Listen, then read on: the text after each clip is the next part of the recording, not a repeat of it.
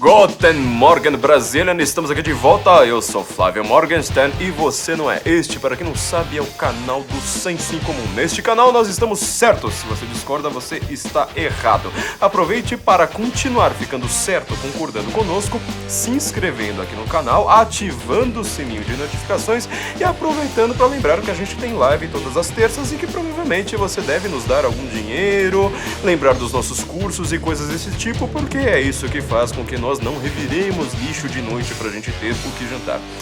Faleceu o grande filósofo Olavo de Carvalho, um filósofo que era de todo abertamente contrário ao establishment. De repente, todo o establishment, para mostrar como Olavo de Carvalho era, na verdade, uma pessoa ruim, nociva, etc., eles mostram que eles são o establishment, ou seja, ficam lá dizendo, olha, ele não tem espaço aqui no establishment, olha, ele não tem espaço na academia, olha, veja muito bem, nós aqui da Folha de São Paulo, a gente não gosta da filosofia de Olavo de Carvalho. Como se existisse algo como, por exemplo, uma filosofia da Folha de São Paulo, uma filosofia da Isto É, uma filosofia da época, como se houvesse alguém que seja minimamente filosófico ali dentro, ou como se tivesse alguém que fosse minimamente inteligente dentro desses lugares.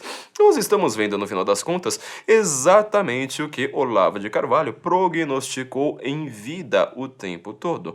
Para você buscar a verdade, desde a época que a filosofia nasceu, com Sócrates contra os sofistas, lembrando que estes sofistas tinham um pensamento sofisticado e que eram pessoas extremamente poderosas em Atenas, ou seja, era o equivalente a um grande advogado, a um grande político, a um grande sacerdote, a um grande, vamos supor, uma grande autoridade que esteja acima das leis, que possa interpretar as leis conforme as suas vontades. Essa é a própria definição de um sofista. Eu não estou fazendo menção a nenhum nome daqui, tá?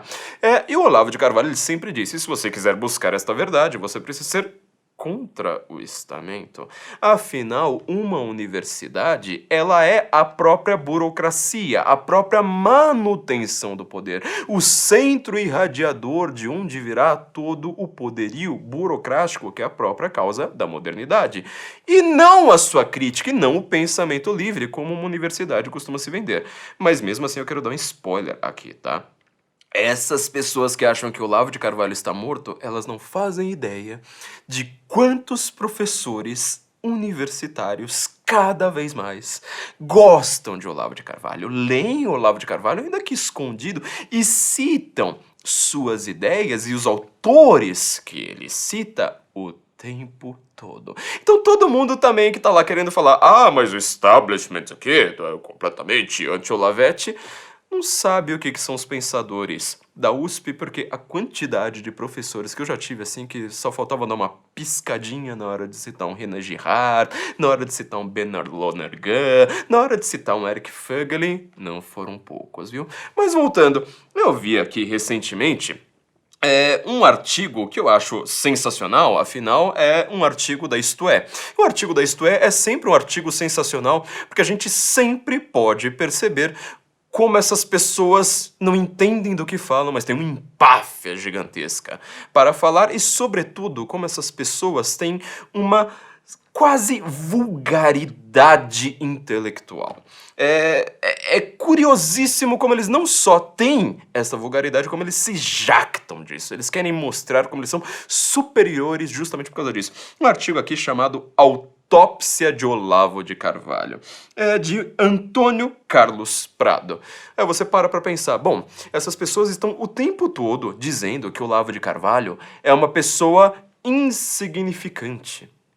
Que Olavo de Carvalho, como saiu na Veja também, né, que suas ideias morram com ele. Que Olavo de Carvalho é uma pessoa a ser esquecida, ignorada, como disse João Pereira Coutinho. Você acha que alguém vai se lembrar de quem é João Pereira Coutinho daqui a 100 anos? A dinâmica aqui é completamente óbvia de ser entendida. Mas esse artigo, Antônio Carlos Prado, essa pessoa que pode analisar filosofia, que é uma pessoa, assim, sabe, extremamente relevante no debate intelectual filosófico do mundo, no cânone tradicional do que nós vamos aprender, Ele diz o seguinte, iniciando o seu artigo, aspas. Por ser um fenômeno único e irreversível que ocorre em vida, a morte impõe... É engraçado, né? O que ocorre em vida, a morte. A morte não ocorre em vida. Gênio. Mas enfim, né? Vamos ignorar a primeira frase, que já tem aqui uma capacidade, assim, ímpar, né? De demonstrar cultura e conhecimento, né? Continuando. A morte impõe uma solene etiqueta. Sobre o morto, calamos ou elogiamos, ou lágrimas e flores, ou nada. Mas também ela, a morte, comporta exceções. Olavo de Carvalho é uma delas. Ele começa a falar, né, dos 8 filhos, e dentre os 8 filhos existe Heloísa de Carvalho, que Heloísa de Carvalho nem foi cuidada pelo próprio Olavo, né, querendo, sabe, pegar posts de Facebook de alguém que nitidamente não anda batendo muito bem da cabeça, pra fazer uma análise, uma autópsia, ele diz, né, de Olavo, a partir disso, né? Ele fala de circulando nas redes sociais, o tempo todo como se isso fosse uma prova, né?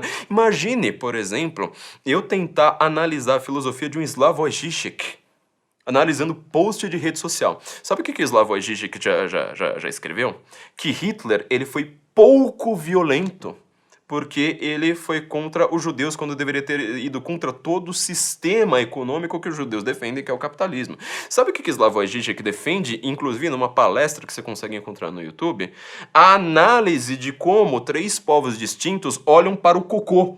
Ele fica analisando ali o cocô, ele tem uma relação ali entre criador e criatura, e ele faz uma análise sobre cocô, que eu escrevi, inclusive, no meu livro. Você nunca vai ver alguém na mídia falando, olha, filósofo que faz análise sobre cocô disse que tal coisa. Não, você nunca vai ver.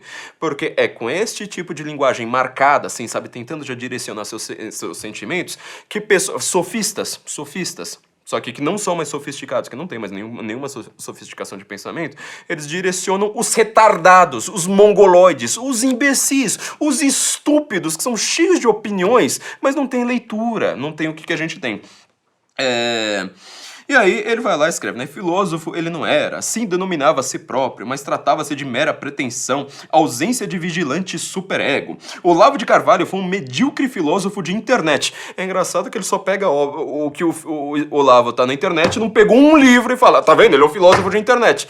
Não, você que não sabe, você que não lê, você não tem cultura, você não tem capacidade de analisar a obra do Olavo, né? Fala da arrogância, fala de um monte de coisa. Mas eu quero pegar aqui um trecho sensacional, ó. Olha só. Aspas. Em uma de suas aulas pela internet, Olavo de Carvalho criticou todo o sistema de conhecimento que nos foi deixado por Georg Wilhelm Friedrich Hegel, um dos mais importantes e vitais filósofos que já pisaram a Terra, redonda, não plana, a ponto de se poder dizer que houve uma concepção de humanidade antes de Hegel e outra após a sua existência. Vamos lá, meu amiguinho, o fato de haver uma concepção de humanidade antes de Hegel e outra depois não significa que esta mudança de concepção seja uma coisa positiva, porque eu concordo que realmente Hegel mudou completamente as estruturas mundiais, e aliás é o que o Olavo diz.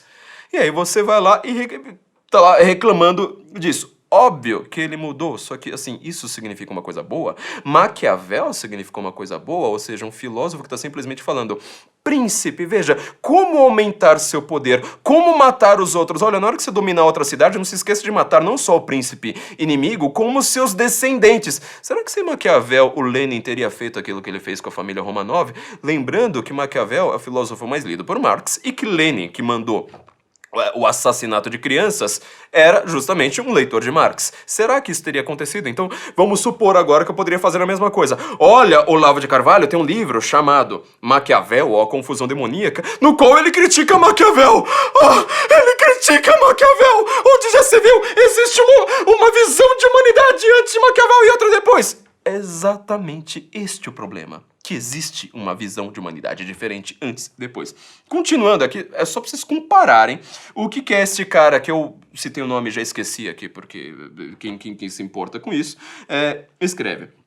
Ele vai lá e continua, né? Assim como uma noção de humanidade antes de Dante Alighieri, outra depois. Uma anterior a Gustav Mahler, outra posterior. Eu amo Mahler. Eu amo a ressurreição. Eu lembro de ter ido pra Nova York, a coisa que eu pedi pra ouvir foi falar, eu quero ouvir Mahler. uma concepção de humanidade antes de Mahler e depois. Eu não sei. Você está simplesmente chutando um nome aqui de um compositor sensacional que teve a vida destruída por um certo Sigmund Freud, sabe? Porque o Freud, ele foi lá, estava analisando lá, destruindo a vida do Mahler, afundando o Mahler cada vez mais na depressão que iria consumir a sua vida. Ele falou, olha, a sua mulher e a sua mãe têm o mesmo nome, então significa que você, na verdade, está apaixonado pela sua mãe e criou toda essa ideia de complexo de Édipo, que é uma algaravia estúpida, baseando-se nisso, tá? Você não sabe disso, né? Você não sabia, você precisava de um Olavete pra te ensinar. Vamos lá, continua. São homens que vieram ao mundo redondo, não plano, para criar espiritualidades. Eu fico imaginando Hegel querendo criar uma espiritualidade. Hegel dá uma sequência harmônica e otimista ao pessimismo de Heráclito e ao fundamento de que, sub-aspas, nunca nos banhamos duas vezes no mesmo rio, fecha aspas. Hegel é a maravilha humana no desenvolvimento da, aspas, dialética no plano das ideias, fecha aspas. Pois bem, para Olavo, Hegel fora um inútil. Cara, a coisa que eu mais gostaria, tá, que Olavo tivesse conjecturado, que na verdade fosse verdade, é que Hegel tivesse sido um inútil, porque Olavo nunca disse que Hegel foi um inútil. Olavo faz um acerto muito bom, mostrando que Hegel foi pernicioso, foi uma desgraça para a humanidade. Isso não é ser inútil. Hitler não foi inútil, Hitler foi uma pessoa péssima. Vamos comparar agora com o que o próprio Olavo diz? O artigo é A Lógica da Destruição. Ele está lá dizendo, comparando tudo aquilo que se diz sobre ciência. Olha como esse artigo, né, que é de 6 de agosto de 2007, ele fala muito sobre 2022. Ele está lá comparando, né, o Platão, as ideias do Platão, né, aquela coisa das ideias, na verdade seriam propriamente formas, como aquilo que é propriamente o ser, e não os entes espalhados, que nós conseguimos observar por leis científicas. A ciência nunca vai chegar ao ser. A ciência observa o ente. Quem aqui dos Átilas e Amarinos, dessas pessoas, sabe explicar isso, né? Mas ele tenta falar assim, olha, não dá nem para resumir a filosofia do Hegel. Mas ele vai lá e tenta fazer como uma espécie de resumo. Vamos comparar aqui o cara que tenta fazer a autópsia do Olavo com o que o próprio Olavo diz. Aspas para o Olavo agora. Desde que Platão enfatizou a separação entre o mundo dos entes corpóreos e o mundo das ideias, ou mais propriamente formas, a distinção entre o absoluto e o relativo, entre o ser e os entes, entre o permanente e o transitório, entre estrutura e processo, que vai se modificando durante a história, se incorporou às raízes do pensamento filosófico e científico no Ocidente, ao ponto de que não é exagero resumir todo o esforço intelectual de 2 milênios e meio na busca de fatores estáveis por trás dos fenômenos em mudança. Filosofia busca o estável. A ideia mesmo de leis científicas é isso e nada mais. O empreendimento de Hegel consistiu em introduzir nesse sistema de distinções uma confusão profunda, geral e aparentemente insanável. Partindo da observação milenar de que o mundo dos fenômenos é uma aparência ou manifestação do fundamento absoluto, ou seja, tudo aquilo que a gente está vendo é uma aparência do que é o absoluto, só que é uma aparência transitória e histórica, tá? É uma aparência que ela vai se movendo, vai se transformando aqui, enquanto que a gente não consegue observar o ente. Ele dá um giro de 180 graus na relação entre os dois mundos e reduz o absoluto ao conjunto de suas manifestações relativas. Quer dizer, para o Hegel, ao contrário de Platão, o absoluto não é imutável. O absoluto é pegar todos os entes e falar, olha, juntamos todos os entes e nós chegamos ao ser. Você parte de uma observação aqui pura, falando, olha, todos esses livros que existem no mundo, na hora que você juntar todos os livros, você vai falar assim, pronto, agora nós temos a ideia de livro ali em cima. Eu acho essa ideia francamente estúpida, mongoloide, que só consegue ser acreditada por gente que lê isto é. Mas tudo bem. Vamos lá, continuar, só pra gente comparar o nível intelectual. Diz Hegel, né? Diz Hegel que o ser considerado em si mesmo é idêntico ao nada. Só a sucessão das suas manifestações temporais lhe dá alguma consistência. Ou seja, só através da história que você consegue perceber o que é o ser. Logo, o tempo é a substância da eternidade. O devir é a única realidade do ser. Só pelo tempo você vai perceber. Gente, olha a importância disso para Fichte, olha a importância disso para Heidegger, assim por diante. Já expliquei em outro lugar porque essas teses são absurdas e porque não acredito que Hegel as tenha emitido por mero engano e sim por vigarice consciente. Vídeo Jardim das Aflições, Ele dá as páginas aqui. Mas o que interessa aqui é mostrar as consequências que acabamos de ver pela modalidade do tempo evolucionário. Eu vou deixar pra vocês lerem aqui o resto, porque é uma discussão realmente filosófica. Mas assim, você tá vendo a diferença. Um vai lá e fala assim, olha, o Hegel é importante, porque eu já ouvi falar dele na faculdade. O outro vai lá e fala assim, olha, vamos analisar a filosofia do Hegel, comparar com Platão, analisar o que era o ente, analisar o que era o ser, e o cara vai lá e fala assim, olha, tá vendo, o Olavo de Carvalho, ele não é filósofo porque ele não gosta do Hegel. Caralho, Schopenhauer não gosta do Hegel, o Heidegger não gosta do Hegel, quase metade da filosofia alemã inteira é ou hegeliana ou anti-hegeliana, mas assim, fanaticamente anti-hegeliana. É porque o Olavo não gosta do Hegel. Aí o cara vai lá e fala assim, nossa, agora eu não vou nem... Agora a gente pode comemorar a morte de alguém, sabe? Porque eu li os posts da Heloísa no Facebook. Isso é a casca que a mídia coloca pra vocês terem medo de Olavo de Carvalho. Eu quero só finalizar aqui com um trechinho rapidinho da Filosofia e seu Inverso, um dos melhores livros de Olavo, porque neste livro é de filosofia mesmo, ou seja, não é daqueles livros de jornalismo, ou os artigos de jornalismo, não é uma coisa de discussões políticas comezinhas, ele tá realmente discutindo, pegando a discussão que tava, às vezes, até em posts de Facebook, falando, não, pera aí, vamos fazer filosofia profunda aqui em cima disso. Se chama Uma Lição de Hegel. O cara que eu esqueci o nome aqui, tão logo eu li, você vê o que é Olavo de Carvalho, tá? Você tá falando que o Olavo de Carvalho considerava um inútil, até de um cara que ele fala abertamente, eu não gosto de Kant, eu não gosto de Hegel. Ele vai lá e fala assim, não, pera aí, você tem que ler isso aqui com calma. Aspas aqui, né? Na introdução à filosofia do direito, Hegel explica que uma das capacidades essenciais do ego humano é de suprimir mentalmente todo dado exterior ou interior, quer este se imponha como presença física ou por quaisquer outros meios. A capacidade, em suma, de negar o universo inteiro e fazer da consciência de si a única realidade. Você imagina isso escrito na Isto É. Acho que assim, só esse parágrafo aqui que consegue traduzir a filosofia de Hegel como se ele estivesse conversando sobre o que ele falou no café da manhã, sabe? Já derrete o cérebro de todo leitor da Isto É. É impossível você ler Isto É e entender o que está aqui. Continuando. Se não fosse esta faculdade, estaríamos presos no círculo dos estímulos imediatos como os animais, e não teríamos os acessos aos graus mais elevados de abstração. A negação do dado, a irrestrita e finitude da abstração absoluta ou universalidade, o puro pensamento de si mesmo, fecha aspas, segundo Hegel, é uma das glórias peculiares da inteligência humana. No entanto, é uma força perigosa quando exercida independentemente de outras capacidades que a compensam e equilibram, entre as quais, evidentemente, a de dizer sim à totalidade do real. Quer dizer, você precisa ter uma abstração, mas você precisa observar a realidade ao mesmo tempo. Capacidade da qual o próprio Hegel deu uma ilustração pitoresca no célebre episódio em que, após contemplar por longo tempo uma soberba montanha, baixou a cabeça e sentenciou. De fato, é assim. Quando o ego vivencia a negação abstrativa como uma experiência de liberdade e a autodeterminação da vontade se apega a essa experiência, prossegue Hegel, aspas, então temos a liberdade negativa, a liberdade no vazio, que se ergue como paixão e toma forma no mundo, fecha aspas. Note como isso é a coisa mais perigosa que aconteceu, inclusive na Alemanha. Você negar a realidade e colocar a vontade no lugar. Tenta observar o que aconteceu na Alemanha a partir da década de 20, que você vai ver um monte de hegeliano, sabe, defendendo umas ideias ali meio esquisitas. Ou seja, Hegel não é um inútil, Hegel é pernicioso, fecha aspas. Vale a pena citar o parágrafo por extenso, tal a sua força analítica e profética. Aí ele está citando Hegel. Quando essa liberdade se volta para a ação prática, ela toma forma na religião e na política como fanatismo da destruição, a destruição de toda a ordem social subsistente, como eliminação dos indivíduos que são objetos de suspeita. Lembra um pouquinho 2022? E a aniquilação de toda a organização que tende a se erguer de novo de entre as ruínas.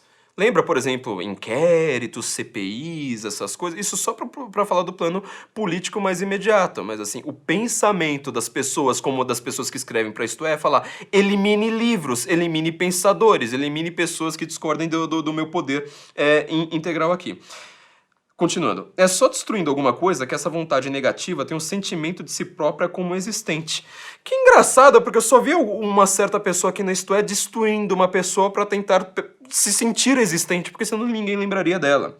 Continuando. É claro que ela imagina querer alcançar algum estado de coisas positivo, como a igualdade universal ou a vida religiosa universal. Mas de fato ela não quer que esse estado se realize efetivamente, porque essa realização levaria a alguma espécie de ordem, a uma formação particularizada de organizações e indivíduos. Ao passo que a autoconsciência daquela liberdade negativa provém precisamente da negação da particularidade, da negação de toda a caracterização objetiva.